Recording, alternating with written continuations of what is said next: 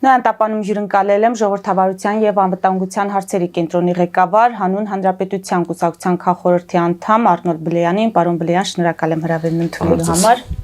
2026-ը սկսում ենք անհանգստացնող լուրերով, մասնավորապես նկատի ունեմ Իրանում ծավալվող իրադարձությունները, տեսանք, որ բողոքի ակցիաները շարունակվում են, դրանք սկսվել էին իրանական արժույթի հերթական կտրուկ անկումից հետո, եղան բախումներ կամ զոհեր եւ վիրավորներ ցավալիորեն, ինչ վերլուծություն ունեք, ինչ է կատարվում եւ իրադարձությունների զարգացման ինչպիսի սցենարներ են հնարավոր, որոնց ազդեցությունը նաեւ մենք կզգանք։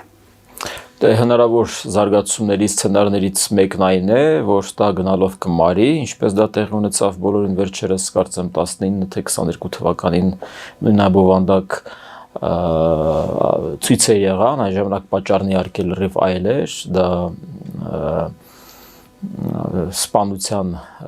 ոստիկանության կողմից մի հատ տղամարդու կանոջ սպանությունն էր հիջաբ չկրելու համար։ Դա սցենարներից մեկն էր, սցենարներից մեկն այն է, որ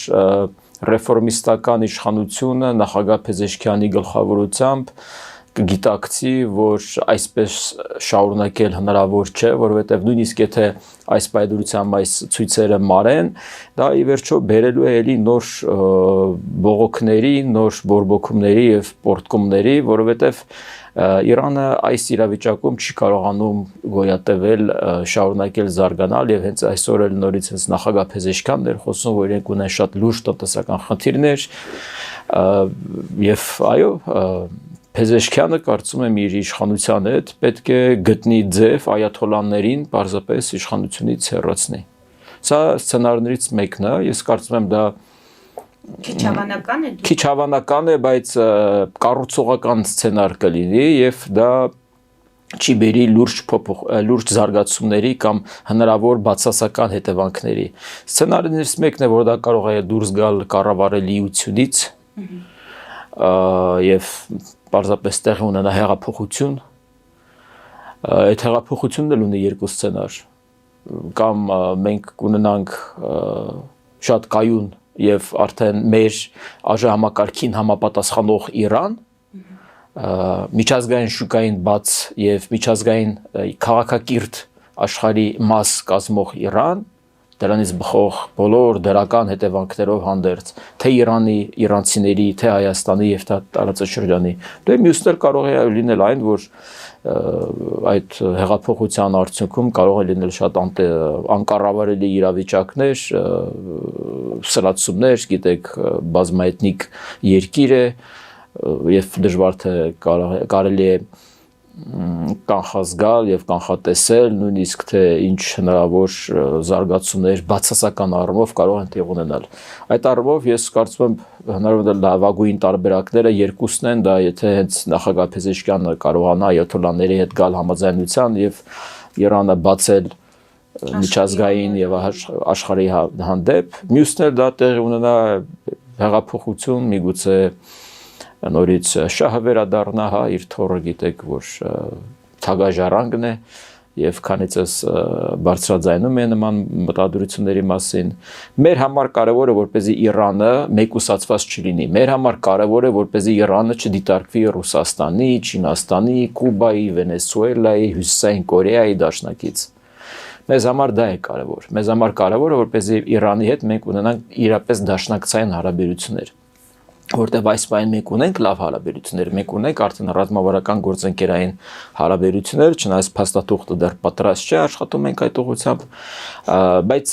արժեքային առումով, հա, արժեհամակարգային առումով մենք այդքան ընդհանրություններ չունենք։ Հա, մենք իրանցիների հետ իհարկե լավ հարաբերություններ ունենք, թե հայերս գնում ենք Իրան, մենք շատ լավ հյուրընկալվում ենք, թե իրանցիներն են շատ մեծ հյուրասիրության արժանանում Հայաստանում եւ գիտեք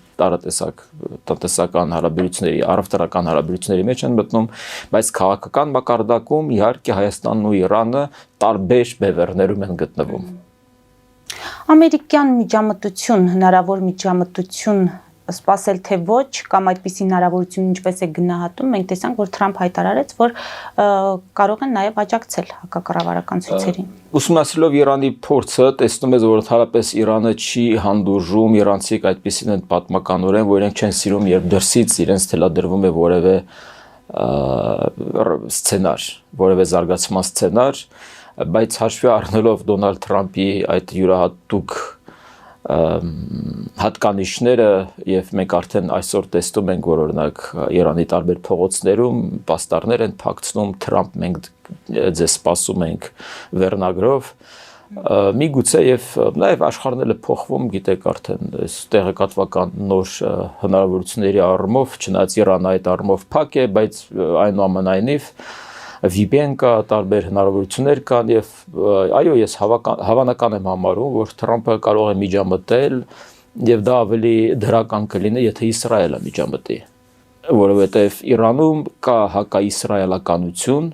բայց չկա այդպիսին տարածված հակաամերիկանություն, հա, ես նկատում եմ սովորական քաղաքացիների բնակիչների միջև իհարկե կան ռոպագանդա, դա եղել է իր հետևանքը թողել է, բայց որ ասես դա այնքան լայնատարած է, ես այդպես չի ասի։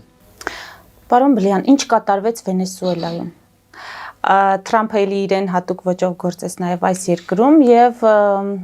մեր ներքաղաքական վերլուծական դաշտում եղան զարմանք արտահայտողներ եւ եղան մարդիկ, ովքեր ասում են ինչու եք զարմանում, չէ՞ որ դուք տեսել եք, թե ինչպես է Արցախի ռազմաքաղաքական ղեկավարությունը հայտնվում Բաքվի բանտում, գերեվարվում, այսինքն նույնպեսի գրեթե մոտավոր նույն ճակատագիրն է եղել, ինչպես Վենեսուելայի նախագահի եւ նրա տիկնոջ դեպքում եւ զարմանալով ոչինչ չկա։ Ցավոք մենք ունենք միջազգային աշխարհակարգի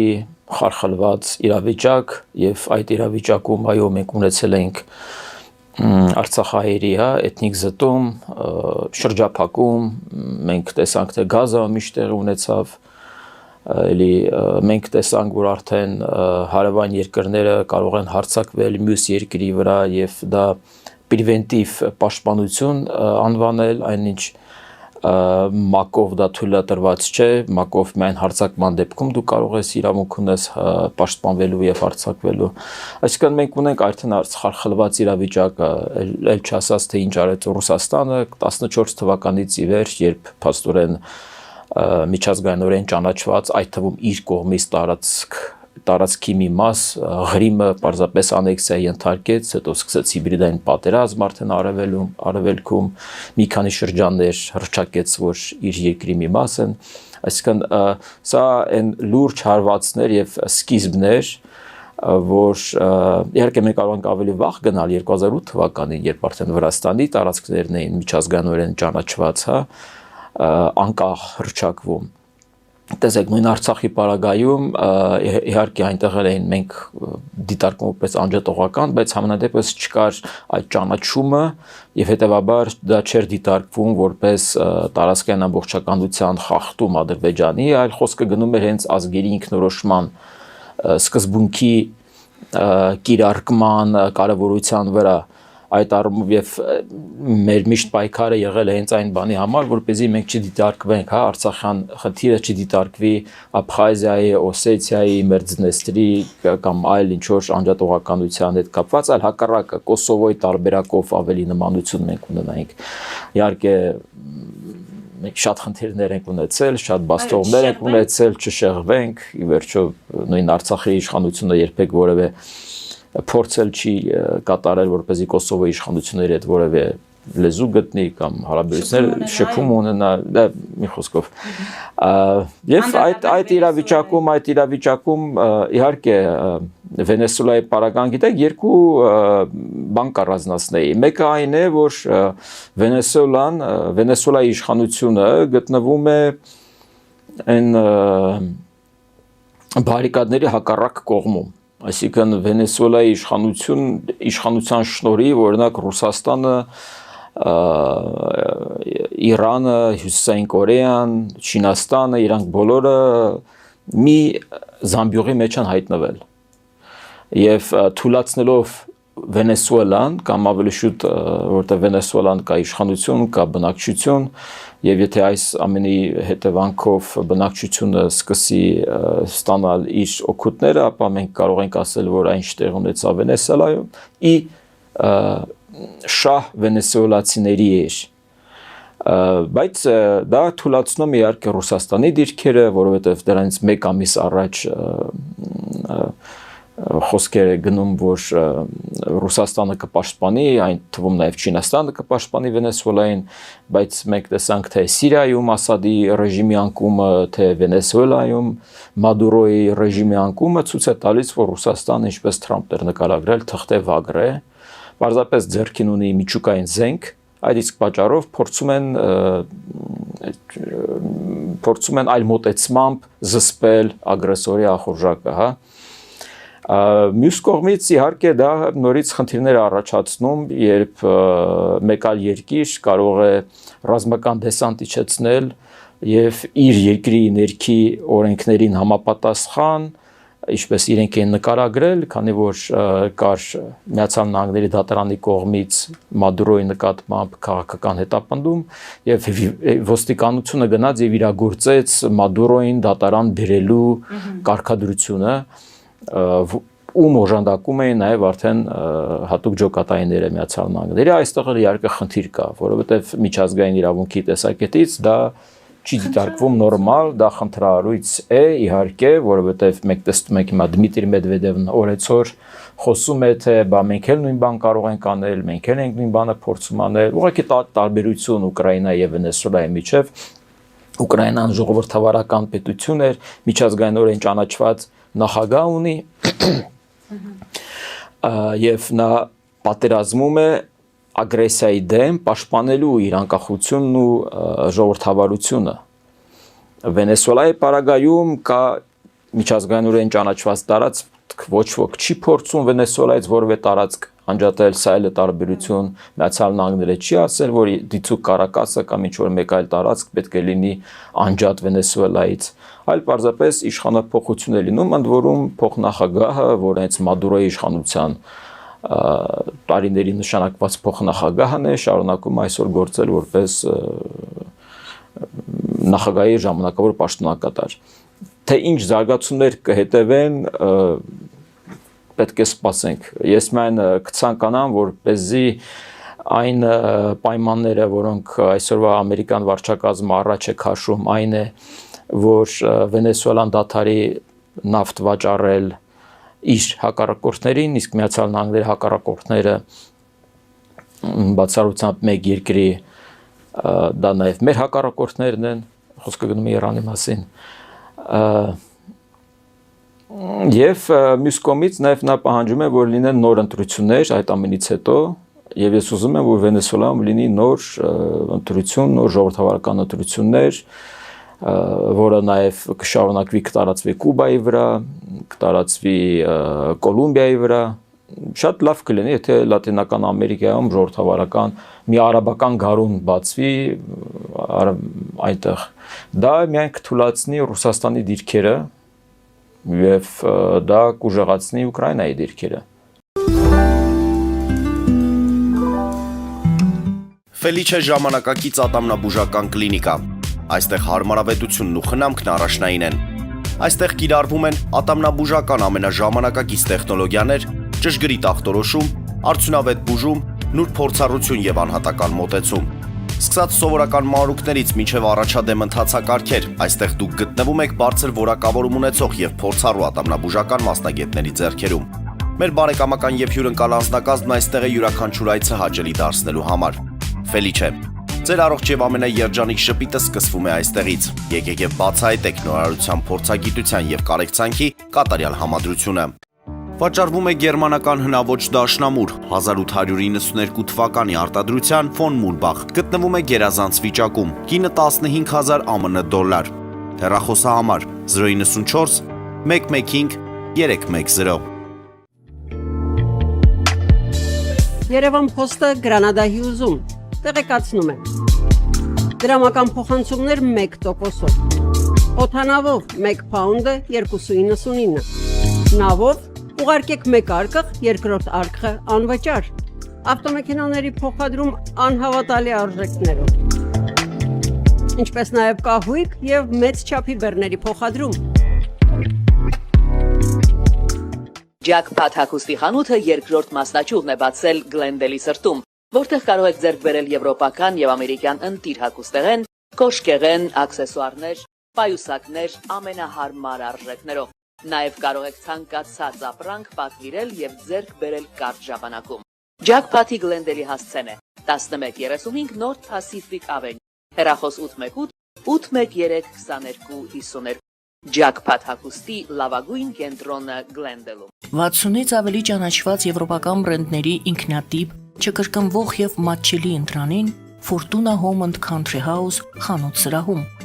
Նորաոճ սպասք եւ կահույք հորեկա բնագավառի համար, տեքստիլ տնտեսական ապրանքներ, ամեն ինչ գեղեցիկ կյանքի համար։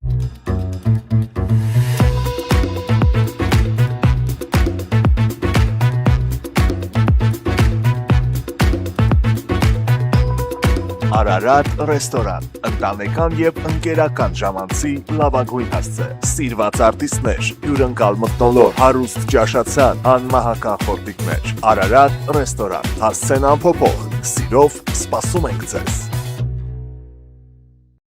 Լավագույն պաղպաղակ, բնական, համեղ եւ մատչելի գներով պաղպաղակը կարող եք ձեռք բերել բոլոր հայկական խանութներում։ Պահանջեք հայկական պաղպաղակ, Թամարա պաղպաղակ։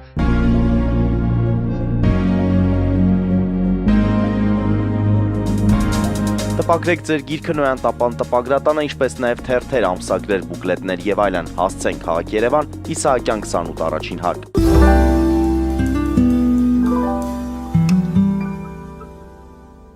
Եվ շատ կարևոր է, որ բխի տվյալ երկրի ազգային շահերից, որովհետև միջազգային դերակատարները սպասարկելու են միևնույն է բոլոր պարագաներում իրենց շահերը եւ դա չի նշանակում, որ պետք է տվյալ երկրի շահը ստորադասվի կամ գոնե այդ երկրի ղեկավարը պետք է ամեն ինչ անի, որպեսզի պաշտպանի։ Եվ տվյալ երկրի շահը ես գիտակցում եմ որպես ժողովրդի շահը, որը մենք պետք է հասկանանք, թե վերջո Վենեսուելայի քաղաքացիներն ինչ են ուզում։ Եվ այն ցույցերից, այն բազմազգ ցույցերից, որոնց մենք ականատես ենք եղել, խոսում են այն մասին, որ Չավեսի եւ Մադուրոյի իշխանությունները իրենց սրտի իշխանությունները չեն։ Իրենք անցյալի իշխանություններ էին։ Հիմա գանք Ուկրաինային, պարոն Բլեյան, Ֆրանսիայի, Մեծ Բրիտանիայի եւ Ուկրաինայի առաջնորդները Փարիզում հռչակագիր են ստորագրել հրադադարի հաստատումից հետո Ուկրաինայի անվտանգության երաշխիքի համար բազմազգ ուժերի տեղակայման մտադրության վերաբերյալ։ Մտադրությունն ինքնին դրական է, բայց արդյոք հրադադարի հաստատման այդ հնարավորությունը ռեալ է կամ մեծ է։ Շատ լավ է, որ իրենք համաձայնվել են, շատ լավ է, որ միջազգային հանրությունը կարողանում է կոնսոլիդացվել, շատ լավ է, որ Միացյալ Նահանգները նույնպես ներկա էին եւ շատ ուշադիր աշխատում են եվրոպացիների հետ, բայց ես էլի թերահավատ եմ, որ դա ամենը իրականություն կդառնա, որովհետեւ դրա համար պետք է լինի Ռուսաստանի ցանկությունը կանգնեցնել պատերազմը։ Այսինքն այդ հռչակագիրը կգործի այն ժամանակ, երբ տեղի ունենա հրադադար կամ խաղաղության համաձայնագիր։ Սա իմ սիմվոլիկ նշանակություն է, որ մենք պատրաստ ենք Ուկրաինային օգնելու դրանից հետո, բայց ես հեռու եմ հավատալ, որ օրինակ Ռուսաստանը համաձայն է այդ հռչակագիրը իրագործվի, որովհետև ըստ այդ հռչակագրի, այդ շփման գծից հետո, նույնիսկ եթե որոշ ուժեր հեռանան Դոնեցկից, եթե նույնիսկ իրան գնան այդ բանի, բայց Ուկրաինան զարգանալու է այնտեղ այսինքն դելիմիտարիզացիան, որ Վլադիմիր Պուտինն առաջ է քաշել, դա իջիկ է դառնալու, որովհետև հակառակը իրենք գործարաններ են հիմնելու, ռազմաարդյունաբերական տարատեսակ հնարավորություններ են զարգացնելու ամբողջ Ուկրաինայի տարածքում, դրանից խոսում էր թե Գերմանիան, թե Միացյալ Թագավորությունը, թե Ֆրանսիան եւ այլ երկրներ, թարապես տնտեսական հնարավորությունների մասին են խոսում Միացյալ Նահանգները, իրենք քննարկում են արդեն ինչպես անել, որպեսզի ուկրաինացիները ավելի լավ ապրեն իրենց երկրում, որպեսզի իրենք չգնան եւ չարտագաղթենալ երկրներ, այսինքն խոսում են Ուկրաինայի զարգացման մասին, իսկ Ուկրաինայի զարգացում նշանակում է Ռուսաստանի նախանշած այդ ծրագրերը իջիկ են դառնում։ Եվ ընդհանրապես այս պահին դա կնշանակի, որ 2014 թվականից սկսած այս ծրագիրը չի հասնում իր տրամաբանական ավարտի ըստ Վլադիմիր Պուտինի եւ ըստ Պուտինի համար այս պատերազմը լինել չլինելու հարց է արդեն։ Դրա համար իրենք մտել են մի փակուղային իրավիճակ, որ ոչ նա ռեսուրս ունի շարունակելու պատերազմը, ոչ նա ռեսուրս ունի կանգնեցնելու պատերազմը։ Եվ սա պետք է բարձրապես ըստ ինձ գնա այնքան միջև որ Ռուսաստանի ներսում հասկանան, որ սա հնարավոր չէ այլևս շարունակել, եւ հենց ռուսական էլիտան ինքը պետք է զբաղվի արդեն իրենց նախագահի փոփոխությամբ։ Հուսանք կհասնեն։ Որովհետեւ դժվար է իրապես մարտի դաշտում, հա, միայն Ուկրաինայով գնալ եւ հաղթել Ռուսաստանի ներսում։ Բայց տեսնենք ինչ կլինի։ Հույս ունենանք։ Պարոն Բլեյան, Ալիևն է հարցազրույց տվել տեղական հեռուստաընկերություններին, լրատվամիջոցներին, նշել, որ Հայաստանը միայն կշահի կոմունիկացիաների բացումից, նաեւ ասում է, որ տնտեսական առևտրային տեսանկյունից պարտվողներ չկան։ Եթե քաղաքական առումով ինչ որ կողմ իրեն պարտված կհամարի, դա միայն իր խնդիրն է։ Հիմա սա բուրըն քննարկումների առիթ է դարձել։ Դուք ինչպես եք գնահատում Ալիևի այս հայտարարությունը։ Մենք պետք է ուսումնասիրելով, թե ինչ է տեղի ունենում Ուկրաինայի շուրջ, ինչ է տեղի ունենում մեր հարևան երկրում Իրանում, ինչ է տեղի ունեցավ Վենեսուելայում, երբ օրինակ Միացյալ Նահանգների նախագահին ոչ ասաց Նիկոլաս Մադուրոն, հա։ Այդ ամենը ուսումնասիրելով մենք պետք է հասկանանք, թե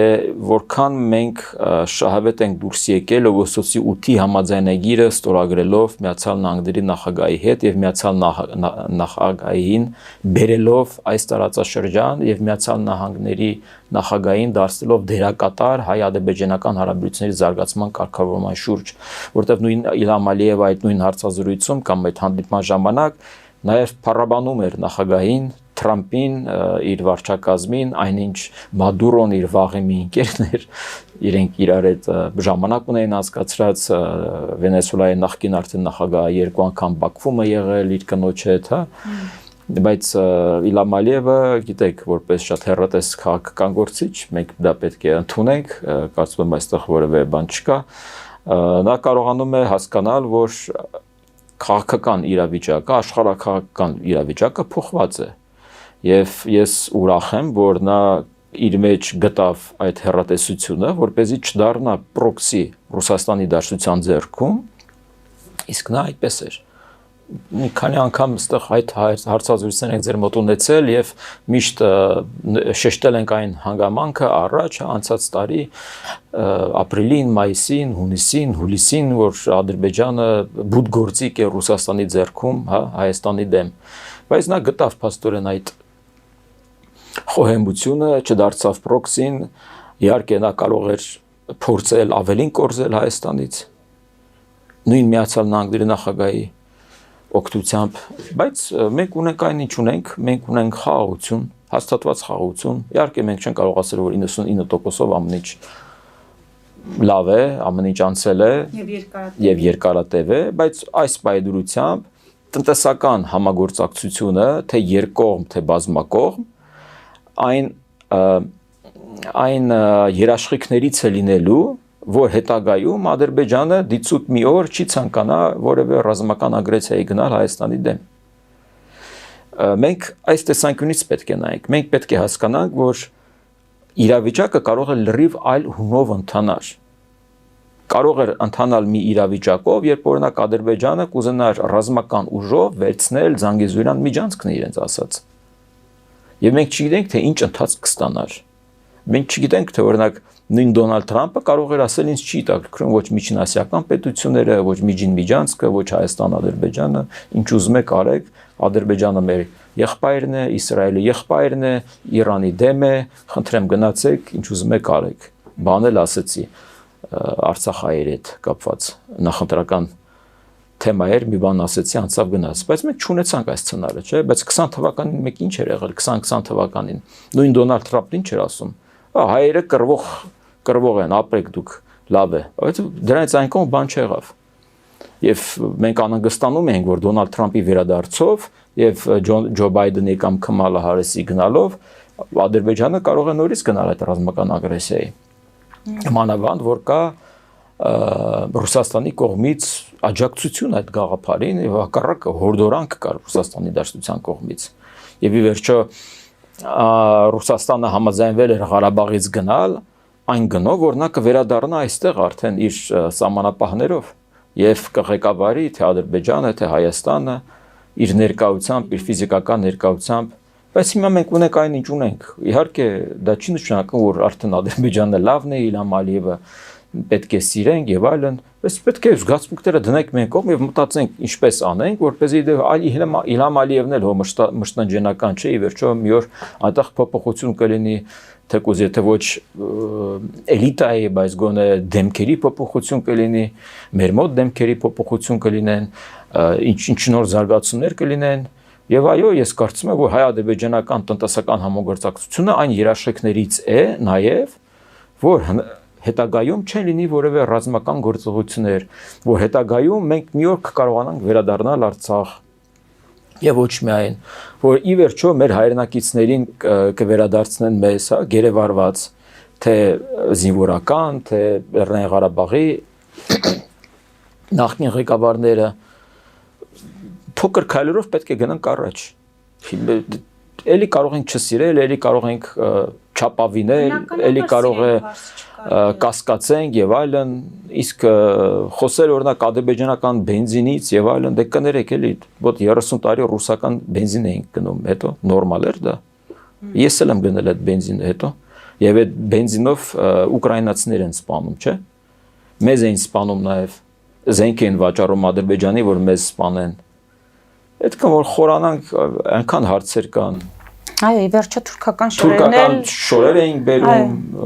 լոլիկներ էինք բերում եւ այլն եւ այլն։ Պարոն Բլեյան, ամփոփենք մեր հարցազրույցը մեր խնդիրներով, հարցս այսպես ձևակերպեմ, ասել, որ Փաշինյանը երեկվա ուխտերթով հարամեց Սուրբ Ծննդյան այդ արարողությունը։ Դե կարծում եմ շատ երկար է տևում այս ամեն, դա։ Երբ տեսնում ես, որ մոտ ժամ ու կեսում նախագահ են փոխում Վենեսուելայում, բայց այստեղ արդեն մոտ կան երկար չեն կարողանում մեկ կաթողիկոս փոխել, հարցեր են առաջանում, բայց իհարկե ես կարծում եմ, որ այնուամենայնիվ այդ փոփոխությունները պետք է ներսից գան։ Ես կարծում եմ, որ եկեղեցին ինքը, եկեղեցու հոգևորականները, arczepiskoposներն ու եպիսկոպոսները եւ այլ քահանաները, իրենք բոլորը պետք է համոզեն Գարգին Բ կաթողիկոսին, որպեսզի նա հեռանա։ Եվ դա նա կանի հանուն Հայաստանի առաքելական եկեղեցու։ Ես հասկանում եմ, որ իրեն չի թույլատրվում, որ նա հեռանա, եւ չի թույլատրվում Ռուսաստանի կողմից։ Եվ դա արդեն թաքցնել էլ անիմաստ է։ Բայց ես կարծում եմ, որ նույն իշխանությունն էլ պետք է հասկանա, որ հնարավորինս չներառվի այդ ամենին, այլ հակառակը թողնի այդ arczepiskoposները, որոնք իհարկե կան մեջը օդիոս դեմքեր, բայց պետք է խոստովանենք, որ գոնե իրենք գտել են այդ ուժը իրենց մեջ եւ հասկացել են, որ այդպես գնալ հնարավոր չէ, շարունակել հնարավոր չէ եւ փորձում են փոփոխություններ բերել եկեղեցում, որոնց արդյունքում իրենք էլ չպետք է լինեն։ Այսինքն այնպես չէ, որ իրենք պետք է գան փոփոխություններ անեն եւ շարունակեն իշխել։ Ես կարծում եմ, որ այն arczepiskoposները չեմ խոսում բոլորի մասին, գիտեք, մի քանի հոգի հայտի չեմ ուզում անուններ տալ, անիմաստ է, բայց այդ փոփոխության եւ բարեփոխման արդյունքում իրենք էլ պետք է գնան, որովհետեւ իրենք պետք է տեղ տան նորմալ հոգեվոր կյանքի եկեղեցիում, որպեսզի փոփոխությունը իրական լինի։ Այո, եւ այդ եկեղեցին չպետք է լինի իշխանամետ, այդ եկեղեցին պետք է լինի պետականամետ, հանուն պետության պետք է լինի, բայց չպետք է հարվածի պետության թիկունքին ամենաթույլ պահերի, ինչպես մենք դա տեսանք 2021 թվականներին։ Եվ պետք է վերկուսակցական լինի։ Ոչ թե լինի օրինակ Ռոբերտին սիրում եմ, Սերժին սիրում եմ, Լևոնին չեմ սիրում կամ Նիկոլին չեմ սիրում կամ հակառակը արդեն բոլորը պետք է լինեն իրենց համար հավասար։ Բոլորը իրենց զավակներն են, իրենց եղբայրներն են, բոլորը մեղավոր են, բոլորի համար իրենք պետք է աղոթեն, բոլորին մեղքերի քավություն տան այսպեսի մենք խոսքեր պետք է լսենք, ոչ թե ներ անվանեն ինչ-որ մեկին, ոչ թե ինչ-որ մեկին ասեն դու քպական ես, չես կարող մտնել եկեղեցի, այսինքն կուսակցական մոտեցում չպետք է լինի որևէ եկեղեցականի մոտ, այլ հակառակը։ Շնորհակալ եմ։ Միշտ սիրով։ Մեզ դիտողներին հիշեցնեմ, որ զրուցում էի ժողովրդավարության եւ անվտանգության հարցերի կենտրոնի ղեկավար Հանուն Հանրապետության կուսակցության քաղաքորթի անդամ Արնոլ Բլեյանի հետ։ Մեր ուղիղ եթերները կարող եք դիտել Patreon-ում, նաեւ այդ հարթակում աջակցել մեզ էկրանին երևացող QR կոդով։